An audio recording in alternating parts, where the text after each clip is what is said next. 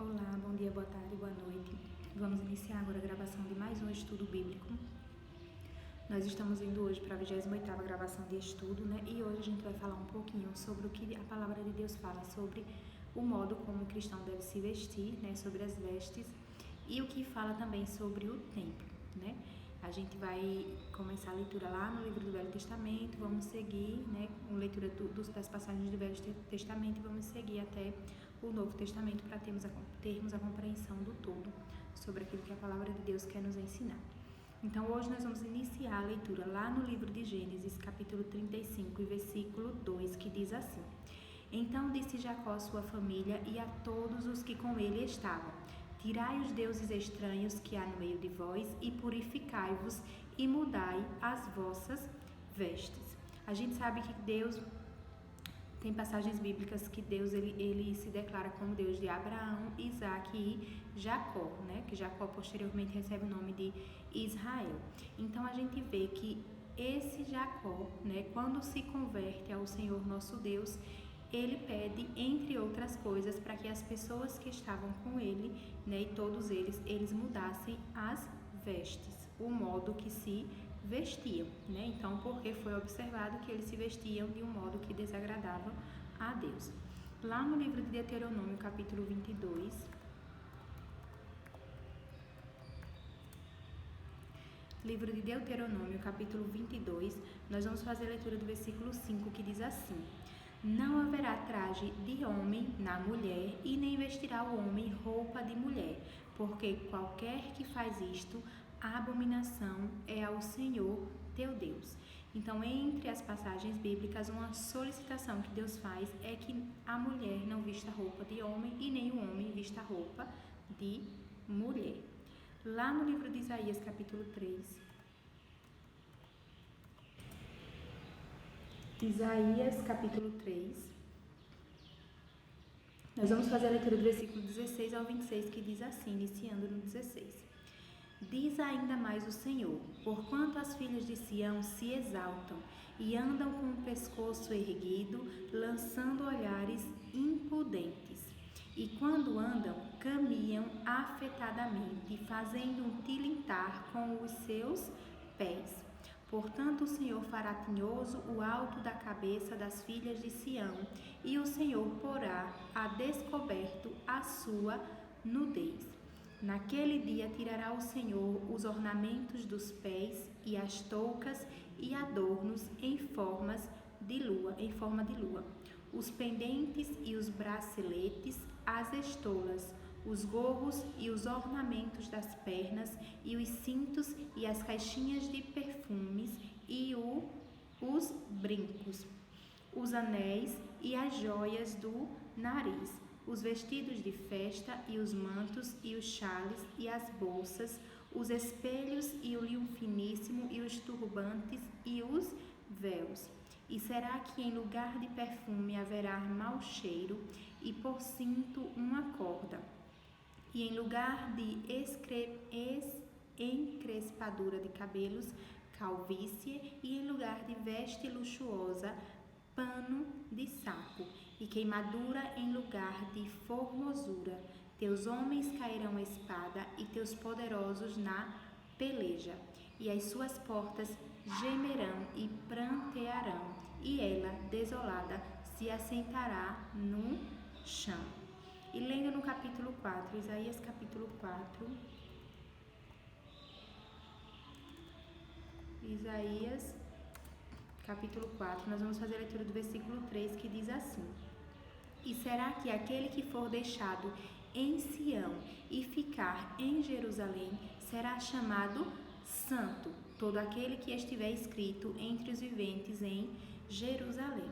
Então aqui Deus ele descreve, né, tem uma passagem bíblica que descreve sobre as mulheres de Sião, que eram mulheres que tinham, né, elas andavam com o pescoço erguido, né, elas tilintavam quando elas caminhavam. É engraçado que a gente vai falando e vendo imagens de pessoas que às vezes andam assim, né? E a gente vê que Deus ele descreve que eram mulheres ornamentadas, né? Só que essas pessoas elas não tinham temor a Deus, na verdade, né? E Deus ele fala que o que ia acontecer com aquelas pessoas, né? Que tudo aquilo que elas ornamentavam nelas mesmas, né? Ia se perder e que ia sobrar só coisas ruins no tempo da destruição, porque eram mulheres que não viviam realmente com o temor do Senhor. Lá no livro de Mateus, capítulo 22, aí aqui Deus ainda fala que aquele que for deixado em Sião e ficar em Jerusalém será chamado santo, né? Aqueles que têm essas práticas, né, que estava lá descrito como essas mulheres, não estavam sendo santos diante de Deus, né?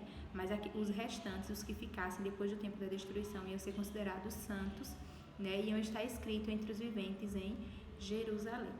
Vamos agora lá para o livro de Mateus, capítulo 22. Mateus, capítulo 22. E nós vamos fazer a leitura inicial do versículo 1 ao 14, que diz assim: Então Jesus, tomando a palavra, tornou a falar-lhes em parábolas, dizendo: O reino dos céus é semelhante a um certo rei que celebrou as bodas de seu filho, e enviou os seus servos a chamar os convidados para as bodas, e estes não quiseram vir. Depois enviou outros servos, dizendo: Dizei aos convidados: Eis que tenho o meu jantar preparado, os meus bois e cevados já mortos, e tudo já pronto. Vinde às bodas. Eles, porém, não fazendo caso, foram um para o seu campo, outro para o seu negócio. E os outros, apoderando-se dos servos, os ultrajaram e mataram. E o rei, tendo notícia disto, encolerizou-se e, enviando os seus exércitos, destruiu aqueles homicidas e incendiou a sua cidade. Então diz aos servos: As bodas, na verdade, estão preparadas, mas os convidados não eram dignos. E depois, às saídas dos caminhos, e convidai para as bodas a todos os que encontrardes. E os servos, saindo pelos caminhos, ajuntaram todos quantos encontraram, tanto maus como bons, e a festa nupcial ficou cheia de convidados. E o rei, entrando para ver os convidados, viu ali um homem que não estava trajado com vestes de núpcias, e disse-lhe: Amigo, como entraste aqui, não tendo veste nupcial? E ele emudeceu. Disse então o rei aos servos: Amarrai-o de pés e mãos, levai-o e lançai-o nas trevas exteriores. Ali haverá pranto e ranger de dentes, porque muitos são chamados, mas poucos escolhidos. Então a gente vê que Deus ele compara, né, o tempo do fim como uma festa nupcial, né? E a gente vê que Deus ele convida várias pessoas para essa festa e muitas pessoas se recusam a ir, né? Então ele pede para chamar outras pessoas que estavam dispostas a ir para essa festa nupcial, e quando chega lá, né, ele vê que tem uma pessoa que não estava vestida adequadamente. E ele declara na palavra dele que essa pessoa foi lançada fora, né, dessa boda, dessa festa das bodas, né? Então a gente vê que quando Deus ele chama a gente para servir no reino dele, ele não quer que a gente viva de qualquer forma, né? Mais na frente a gente vai ver que Deus ele declara que, por exemplo, a mulher que se torna serva de Deus, ela precisa se vestir com modéstia e com postura. É essa a solicitação de Deus, né, para a vida da mulher cristã. Nesse mesmo livro de Mateus, vamos agora para o capítulo 23. Mateus capítulo 23, e nós vamos fazer a leitura do versículo 25 ao 28, que nos diz assim: Mateus 23, 25 ao 28. Ai de vós, escribas e fariseus hipócritas, pois que dizimais o hortelã, o endro e o cominho, e desprezais o mais importante da lei, o juízo, a misericórdia e a fé. Deveis, porém, fazer estas coisas e não omitir aquelas. Condutores cegos, que coais um mosquito e engoles um camelo. Ai de vós, escribas e fariseus hipócritas, pois que limpais o exterior do copo e do prato, mas o interior está cheio de rapina e de intemperança. Fariseu cego, limpa primeiro o interior do copo e do prato, para que também o exterior fique limpo. Ai de vós, escribas e fariseus hipócritas, pois que sois semelhantes aos sepulcros caiados, que por fora realmente parecem formosos, mas interiormente estão cheios de ossos de mortos e de toda a imundícia. Assim também vós, exteriormente, pareceis justos aos homens, mas interiormente estáis cheios de hipocrisia e de iniquidade. Então, o que é que Deus está ensinando para a gente nessa passagem? Hoje a gente fala sobre a forma de se vestir, de uma mulher ou de um servo cristão. A gente fazendo trazendo esse entendimento também sobre o templo de Deus, que mais na frente a gente vai ler sobre as passagens do templo também.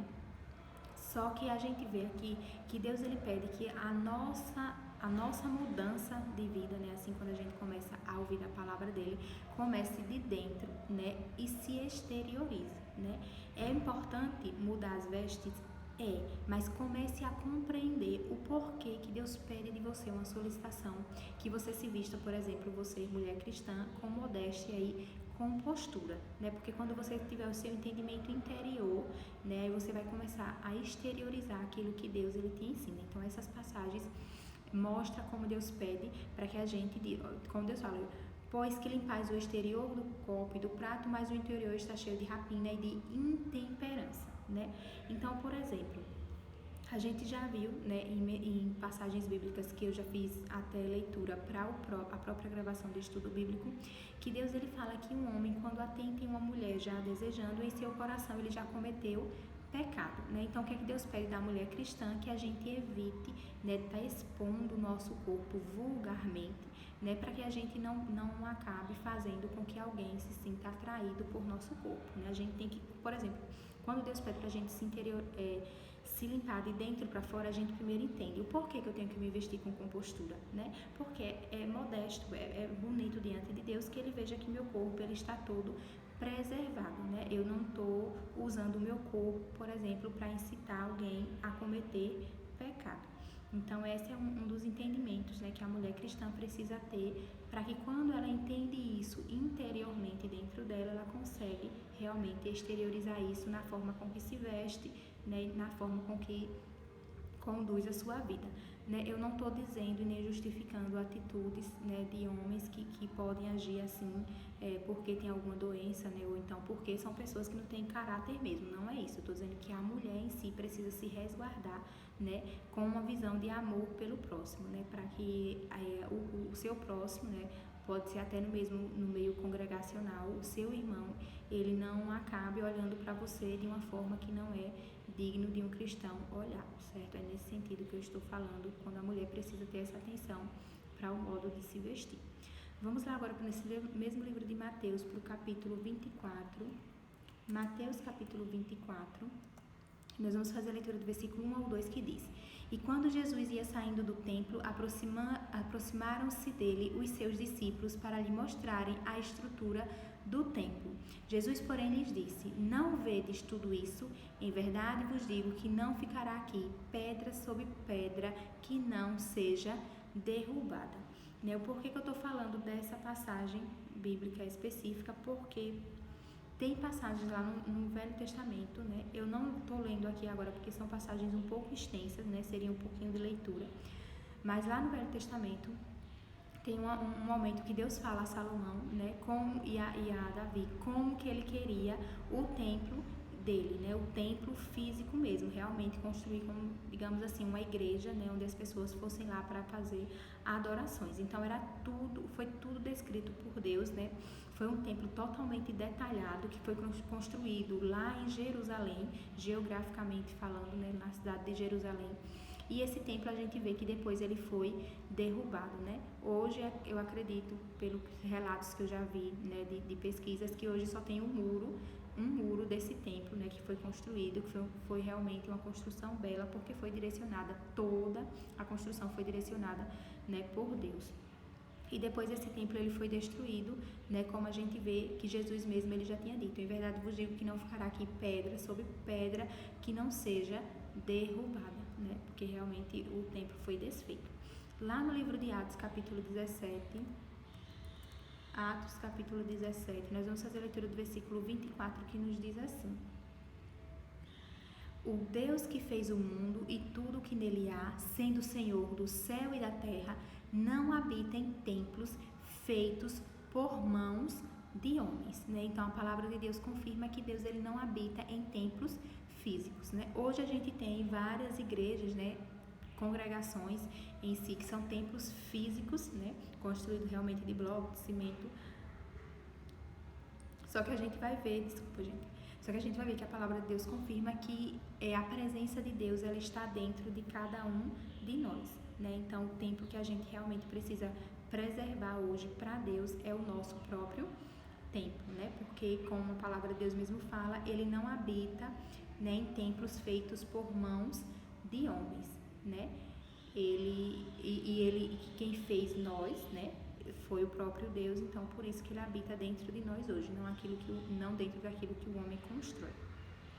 Lá no livro de Romanos, capítulo 12 e versículo 1, diz assim, Romanos 12 e versículo 1, Rogo-vos, pois, irmãos, pela compaixão de Deus, que apresentei os vossos corpos em sacrifício vivo, santo e agradável a Deus, que é o vosso culto racional. E lá no livro de 1 Coríntios, capítulo 6, 1 Coríntios,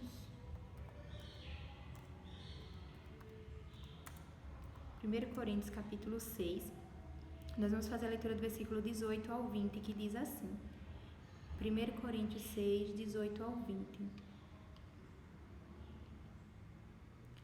Fuge da fornicação. Todo pecado que o homem comete é fora do corpo, mas o que fornica peca contra o seu próprio corpo. Ou não sabeis que o vosso corpo é o templo do Espírito Santo, que habita em vós, proveniente de Deus, e que não sois de vós mesmos? Porque fostes comprados por bom preço. Glorificai, pois, a Deus no vosso corpo e no vosso espírito, os quais pertencem a Deus, né? Então a gente vê que Deus ele fala que nós somos o templo do Espírito Santo e que a gente deve realmente glorificar a Deus através do nosso corpo, né? Lá no livro vamos agora para o livro de 2 Coríntios, capítulo 5. 2 Coríntios, capítulo 5, e nós vamos fazer a leitura do versículo 10, que diz assim, 2 Coríntios 5, 10. Porque todos devemos comparecer ante o tribunal de Cristo, para que cada um receba o que tiver feito por meio do corpo, ou bem ou mal, né? Então, quando a gente tem um estudo específico sobre vestes, né, a gente leva a ter a compreensão daquilo que Deus chama para o cuidado com o nosso corpo, né? Porque o nosso corpo é o templo do Espírito Santo, então abrange tudo, a forma como a gente se alimenta, a forma como a gente está vivendo, se a gente é pessoa sedentária, se a gente chega a praticar atividade física, chega a envolver também a forma como a gente cuida da nossa saúde, né, no sentido do descanso, né, se a gente realmente está restaurando o nosso corpo a cada dia ou se a gente está deixando que a vida nos leve e nos sufoque sem ter um descanso digno, né, para se restabelecer, e na forma que a gente se alimenta também, né? Então, por isso que a gente já teve até um estudo falando sobre a alimentação, né? Nesse mesmo livro de 2 Coríntios, nós vamos agora para o capítulo 6, 2 Coríntios capítulo 6, fazer a leitura do versículo 16, que nos diz assim: E que consenso tem o templo de Deus com os ídolos? Porque vós sois o templo do Deus vivente, como Deus disse, neles habitarei e entre eles andarei, e eu serei o seu Deus e eles serão o meu povo. Vamos lá agora para o livro de Efésios capítulo 2, fazer a leitura do versículo 19 ao 22, que nos diz assim. Efésios capítulo 2, versículo 19 ao 22, que diz: Assim que já não sois estrangeiros nem forasteiros, mas concidadãos dos santos e da família de Deus, edificado sobre o fundamento dos apóstolos e dos profetas, de que Jesus Cristo é a principal pedra da esquina, no qual todo edifício bem ajustado cresce para templo santo no Senhor, no qual também vós juntamente sois edificados para a morada de Deus em Espírito. Então é muito importante também nessa passagem como Deus ele nos leva a falar, né, que nós somos construção do edifício de Deus. E agora a gente tem uma leitura para nós, congregação, né? Deus ele pede para que a gente tenha esse olhar que onde nós se estivermos bem ajustados, né, a gente vai crescer para templo santo no Senhor, né? Então eu levo também para essa compreensão que, por exemplo, se existem congregações, né, igrejas que dizem servir ao Senhor nosso Deus, que se preocupa mais com as paredes do templo, né, que se preocupa mais em fazer grandes construções e não tem o olhar para os seus membros, né, essa igreja em si está falhando, né, porque não adianta eu ter uma congregação belíssima para receber meus membros, se senta-se ali naquelas cadeiras pessoas que podem estar passando necessidade, podem até estar passando por não tendo o mínimo para sobreviver, né, passando fome para tentar sobreviver aqui nessa terra, né, enquanto as pessoas enquanto congregação, né, estão mais preocupadas com o templo físico, porque a gente vê que Deus ele fala que não habita em templo, né, feito por mão de homem, mas sim dentro de nós, né? Hoje nós somos o templo de Deus e se nós congregação, né, a gente se unir realmente para que um edifique o outro, né, se preocupe com o outro, Deus ele vai muito se alegrar com isso, né? Ele vai enxergar realmente uma igreja verdadeira servindo a Ele. Vamos lá agora para o livro de 1 Timóteo, capítulo 2. 1 Timóteo, capítulo 2, faz a leitura do versículo 9 ao 10, que nos diz assim: que do mesmo modo as mulheres se ataviem em traje honesto, com pudor e modéstia, não com tranças ou com ouro ou pérolas ou vestidos preciosos, mas como convém às mulheres que fazem profissão de servir a Deus, com boas obras. Então, nessa passagem, Deus ele demonstra que ele pede que as mulheres, né, verdadeiramente cristãs, elas se vistam com modéstia e com compostura, né, que diante de Deus não é mais importante o vestido extravagante que você está vestindo, se está cheio de ouro, coberto de pérolas, mas principalmente você ser uma mulher de boas obras, né? Naquilo que eu falei, quando você se vestir, você não se preocupar só em como você está vestida, mas se preocupar como o seu próximo pode estar te enxergando, né? Ter esse olhar para com o seu próximo, porque isso agrada a Deus. Nós vamos agora lá para o livro de Apocalipse, capítulo 1.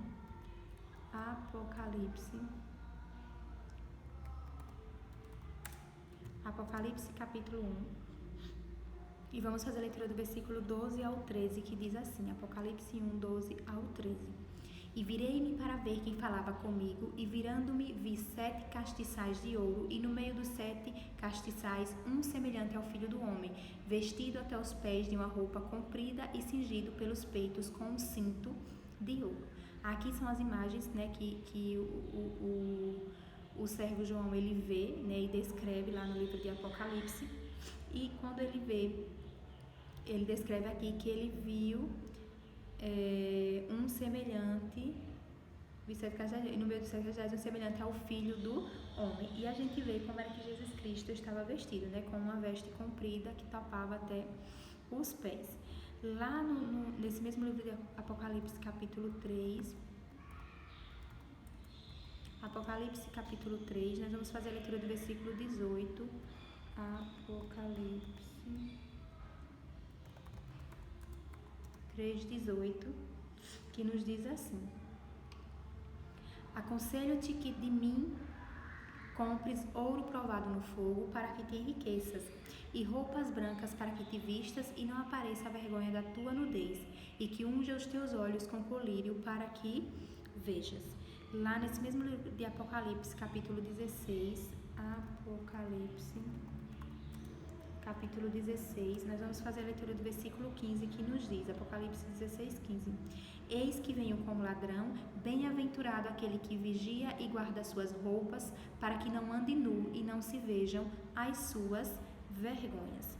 E Apocalipse capítulo 19, Apocalipse capítulo 19, nós vamos fazer a leitura do versículo 7 ao 9, que nos diz: Regozijemo-nos e alegremo-nos e demo-lhes glória, porque vindas são as bodas do Cordeiro, e já a sua esposa se aprontou, e foi-lhe dado que se vestisse de linho fino, puro e resplandecente, porque o linho fino são a justiça dos santos.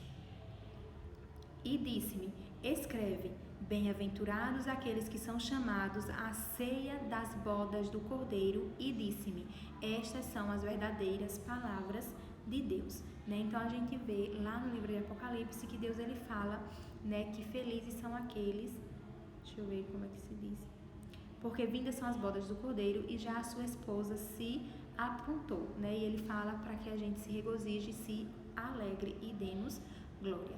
Então a gente vê que, como eu já tinha falado antes, Deus ele não nos quer de qualquer jeito. Quando Deus ele nos chama ao convertimento, ele realmente espera de nós uma completa transformação, Só que a palavra de Deus ela também nos alerta que essa transformação tem que vir de dentro para fora, Não adianta eu fazer porque o membro da igreja disse que agora eu tenho que me vestir de tal forma, se você não teve essa compreensão através da palavra de Deus dentro do seu coração, Você precisa obedecer, mas obedecer em compreensão do que a palavra de Deus te pede, principalmente nessas alterações de condutas de vida, Então, se você era o homem ou a mulher, que não se importava com o modo como você estava vestindo, e principalmente a mulher, porque Deus ele deixa partes específicas falando para a mulher, como ele fala que pede que a mulher cristã se vista com modéstia e com postura, Então, a gente também vê que Deus ele não qualifica, por exemplo, a mulher cristã só vista saia, Deus ele fala que é para a gente se vestir com modéstia e com postura. Então, vocês, que podem estar se convertendo e estão indo para determinadas congregações, vocês vão ver que determinadas congregações não aceitam que a mulher vista calça, outras não se importam e permitem que essa mulher vista calça, Só que a gente sempre vê que o importante de se a gente veste calça ou se a gente só veste saia, O modo como a gente se veste, o mais importante é saber que a gente precisa se preservar, enquanto corpo em si, para que a gente esteja honrando e glorificando o nome de Deus através da forma como a gente se porta, na sociedade, no meio congregacional. Eu gosto de ler também aquelas passagens que fala aqui em Apocalipse, quando foi visto, como filho do homem, como assim está descrito, fala que ele estava vestido com a veste comprida, que ia até os pés. Então também tem congregações, que acham que as mulheres cristãs, elas precisam vestir saias, por exemplo, que vai topando até o chão, e que nem vai topando até os pés, desculpa. Então assim são como que eu posso falar, são interpretações, que são feitas através da leitura bíblica, e que faz com que essa congregação faça essa solicitação para as mulheres, que congregam em determinado local. Então, se você faz parte dessa congregação e é como regra da congregação que seja dessa forma, enquanto você estiver ali no meio congregacional, é bom que você sempre respeite, as regras da congregação que você está lá, que você está frequentando. Só que lembre sempre que a solicitação de Deus é que a mulher ela se vista com modéstia e com postura, E que não é mais importante o valor financeiro daquela roupa, mas sim, principalmente, se da forma que você está vestida, com modéstia e com postura, se você realmente está trazendo bons frutos na obra de Deus, Bons frutos diante dos olhos de Deus. Então, o estudo bíblico de hoje, falando sobre vestes e templos, fica por aqui. Espero que Deus ele possa te direcionar através do teu Santo Espírito para que você possa compreender e, principalmente, logo após compreender, praticar aquilo que a palavra de Deus te ensina.